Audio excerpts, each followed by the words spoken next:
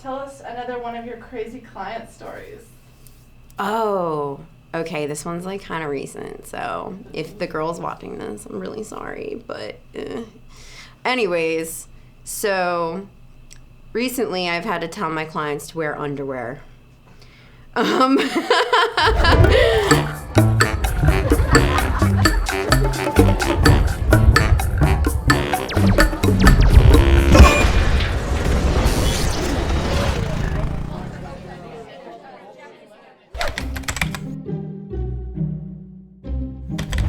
You want to go first?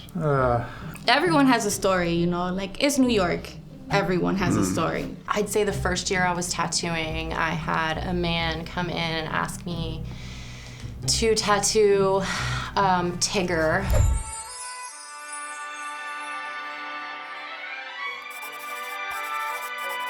Getting his dick sucked. Some people think it's crazy at all to get tattooed, and that you have to be kind of crazy to get tattooed. So you can start there. There's been like the gross smells, there's been the extremely volatile personalities, there's been influencers out the wazoo. I mean, we definitely get clients that do coke in the bathroom. We had that Gina, the meth head, took off her clothes and started twerking. Like an influencer coming in like 10 minutes before we're leaving saying, it's this time and this is my birthday and this matches up and you need to do this now because I'm an influencer. If you're an influencer and you're watching this, please don't do that. Just go influence something else. Yo, I tattooed a guy and I was like, regular talk, like, what do you do for life and blah, blah, blah. And he's like, I break people. I'm like, what? He's like, I broke like over 2,500 people. I'm like, what are you talking about? There's a certain point where you kind of like try not to remember certain things. You had that one lady that when she went to get up, she passed gas. She and then kicked herself up. And the next day she OD'd. She OD'd. And I mean, I had a guy, before I even touched him with the needle, he went out and smoked beforehand, which is never a good idea, in my opinion. And he comes back, he sits in the chair, I got the stencil on him, I'm just about to roll, and he just like turned green, just straight green. I saw it in his face, sweating bullets, and he straight up just fell off his chair and pretty much shit himself. I had one guy that I was tattooing the back of his calf, and he's like, bro, again, he said, bro, you gotta stop, man, I gotta go take a shit real quick, man. I'm really, my stomach is hurting me a lot. Went to the bathroom, blew up the bathroom, came back, and I started tattooing him again. Same with him. I've had clients take breaks and go to the bathroom and come back to their pants that were hungover or something like that. And I didn't know about it. Everyone in the shop took pictures of it and showed me while I was tattooing. I was working in a tattoo shop that was on the territory of the military base. It's like first shop, open it in a military base. And this client, he was building the bombs. The one that throwing from the planes. Did you tattoo a bomb on him? No, it was his daughter's name. Oh, how cute. I had a guy come in, look like a zombie from the Night of the Living Dead. Like he could have been casted as a zombie the way he walked in the shop, and turned around and I jumped. He scared me so bad. And he asked me for $5 and he would suck my dick. Real early on, I had this customer who was involved with the whole like Chelsea underground gay sex party thing, and you'd say, he'd come in for a tattoo. How was your weekend? Oh, it was great. I was chained up to this guy's ceiling all weekend, whatever. We had a woman who would come in and she was just always looking for an excuse to get naked. And, she was like maybe like late 50s, and she would be getting like a bicep tattoo, like totally like lift a t-shirt kind of thing.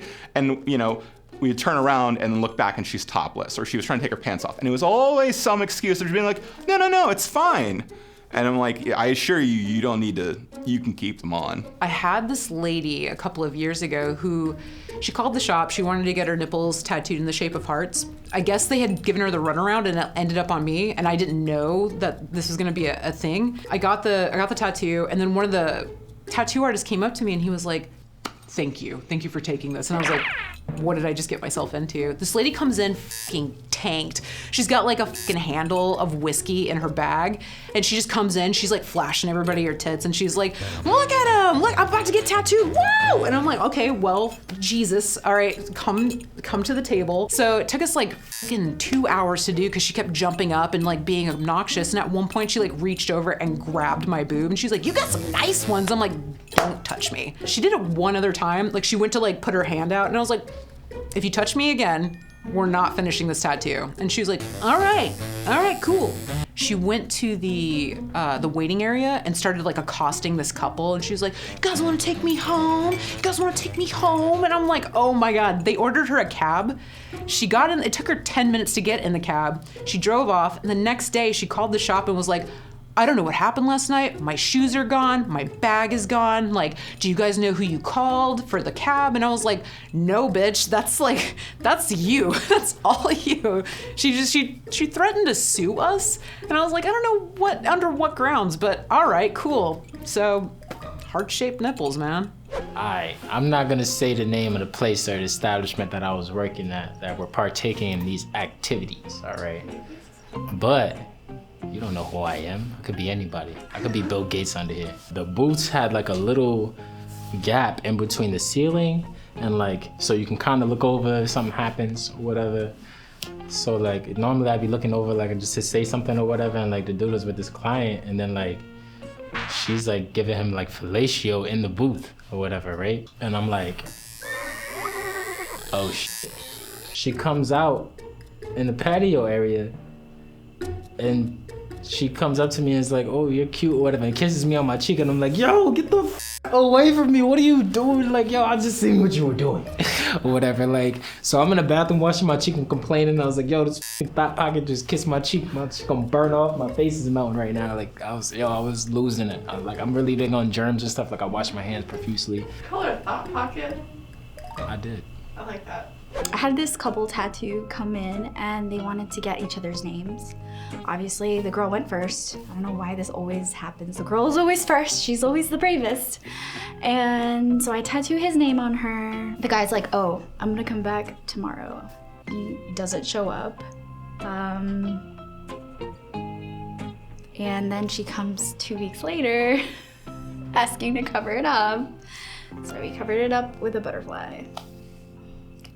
It's kind of a sad story. This couple came in and they had like a toddler with them. So I was like, let me just get this done because I wanted to go to a show afterwards. I had tickets to go see the mover here. I'm setting up for her, and then all of a sudden, like, it was like busy, so there was a lot of people in the lobby, and I'm like, where is she? We realized that her and the husband are both in the bathroom, like for a while, and we're like knocking on the door and we're like, you can't be in there together. Like a few minutes later, they emerge from the bathroom. I'm putting the stencil on her and she's talking to me. And I'm like, okay, maybe she needed help with something in the bathroom. All of a sudden I start hearing like she's making this noise, like a grunt, like I like turned to look at her face and she was like passed out on the chair, like drooling on the chair. When I looked for the husband and the kid, they were nowhere to be found anymore. I finished the tattoo and then I like started poking at her. And I was like, lady, and she didn't wake up. And I was like, okay, I have to go to my show. And then when I came back the next day, the shop girl told me it took the husband like 45 minutes to wake her up. Yeah. At least you could tell that she wasn't dead. No, like she was like snoring and drooling. Like I don't know what exactly like kind of stuff happened to her, but it was kind of weird. Can you guys explain more about the meth head who was twerking as well? That was Gina. That's a while ago. I don't know what's. So she would come in and she was we called her Gina the meth head. I don't know if she was on meth. Yeah, she was on something, but she looked like she was on meth, and she was on high on life. And she was she just got up and started dancing. Well, I mean, it was not. Something that anyone wanted to see. No, we went outside to smoke cigarettes. And when we looked inside, she was, Yeah, right, in the mirror. In the mirror, yeah. By herself. Yeah. By herself, yeah. Yeah. Did she when you came back in, was Mhm. she just like nothing happened? No, she continued. Yeah, it was Oh, okay. no big deal. Yeah, she was cool with it.